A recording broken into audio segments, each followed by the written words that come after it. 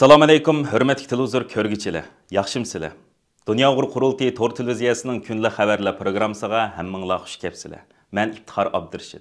Bugun çarşamba. Hürmetli ko'rmanlar, tövende diqqatinglar kunlik xabarlar programmamizning tafsilotida bo'lsin. Avstraliya Tangirtaq Uyg'ur ayollar jamiyati bu yil 14 dekabrdan 17 dekabrgacha Adelaide shahrida o'tkazilgan Osiyo taom madaniyati festivaliga qatnashib, mazalik Uyg'ur taomlari bilan birlikda Uyg'urlarning kimligi, Uyg'ur madaniyati va Uyg'urlarning navbatdagi vaziyatini anglatgan. Sharq Turkistonning ayıldızlıq ko'k bayrog'i esilib, Uyg'ur madaniyat alayidligi bilan bezalgan hamda Uyg'urcha taomlar setilgan Uyg'ur chediri 4 kun ichida 3000 dan ortiq ziyoratchini kutib olgan. Shuningdek, ziyoratchilarni eng jalb qilgan chedirlarning biriga aylangan.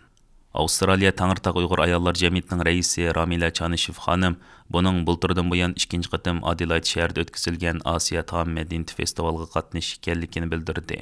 U bu to'g'risida to'xtalib, bu festivalda Osiyoning o'xshamagan rayonlaridan kelgan xalqlarning yemeklik va madaniyat alayidliklari namoyon qilinganligini eskartdi. Uning bayon qilishicha, Uyg'ur chedirdagi Uyg'urcha tatliq turim, kabob va polo qatorliq mazalik Uyg'ur taomlarini ziyoratchilar bas-bas setib olgan bo'lsa, qiz-yigitlarning Uyg'urcha milliy kiyimlari va ular o'rinlagan Uyg'urcha san'at nomerlari qizg'in olqishga erishgan.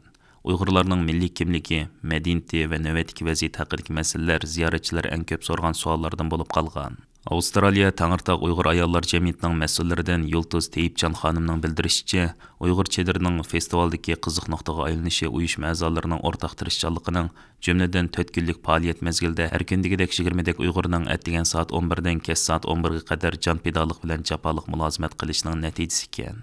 Yulduz Teyipjon xonim 4 kunlik faoliyatdan Avstraliyada texim ko'p kishilarning Uyg'urlarga bo'lgan tanishni qo'lga keltirishda bu xildagi madaniyat faoliyatlarining qanchalik muhim rol o'ynaydiganligini ko'rishning mumkinligini, muhojiratga Uyg'urlarning har xil vositalardan foydalanib, chet ellarda Uyg'urlar va Uyg'ur vaziyatiga bo'lgan tanish va qo'llash imkoniyati yaratish kerakligini ta'kidladi.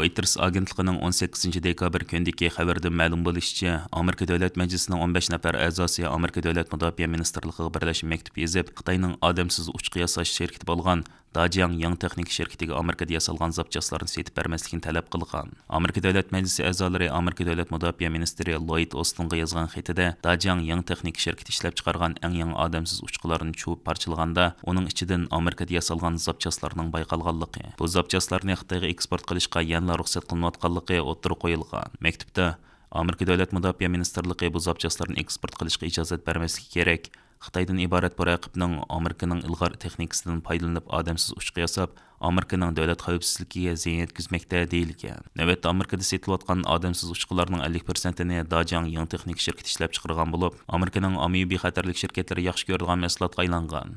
Amerika Savdo ministrligi 2020 yili 12 oyda dunyodagi eng chong odamsiz uchqu yasaydigan Dajang Yang Texnik shirkatini Uyg'urlarni bostirish qilmishiga chetishlik ekanligi va Xitoy armiyasiga ma'lumot yo'llashga yordam berganligi bilan jazolab, mol eksport qilish cheklangan shirkatlar tizimiga kirgizgan bo'lsa-mu, hukumatning bu shirkatga yana mol eksport qilishga ijozat berganligi ma'lum. Xabarda aytilishicha, oldingi oyda Amerika Davlat Majlisining 11 nafar a'zosi Biden hukumatidan Xitoyning yana bir odamsiz uchqu yasash shirkati bo'lgan Autel Robotics'ni tekshirish va cheklim qo'yishni talab qilgan. Amerika Xitoy raqobati alayida komitetining raisi Michael Lager qatorliqlar Amerika hukumatining Xitoydan odamsiz uchqularni setib olishini cheklaydigan qonun tanishtirgan.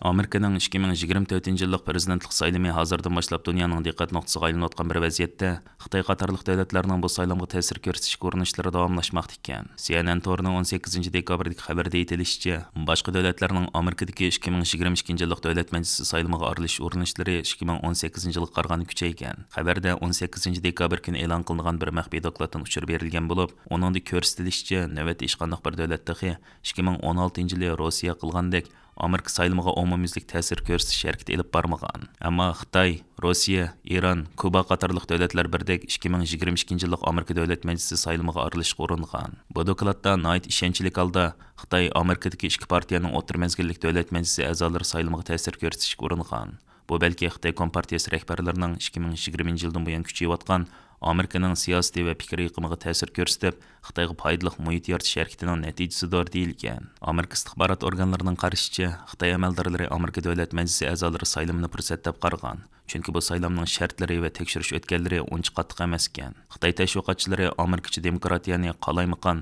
unumsiz va vakillik alayidligi ega emas deb tasvirlaydi ekan. Hamda ikki partiyani Amerika shtatlaridagi homiylik tushiritish, qoral kontrolliqi degandek ijtimoiy masalalar ustida ziddiyatga silib qo'yishga tirishadi ekan. 12 ayning 19 kuni kechida Gansu o'lkasida 6,2 bal yer tevrab, oz deganda 127 odam o'lgan, 700 odam yaralangan.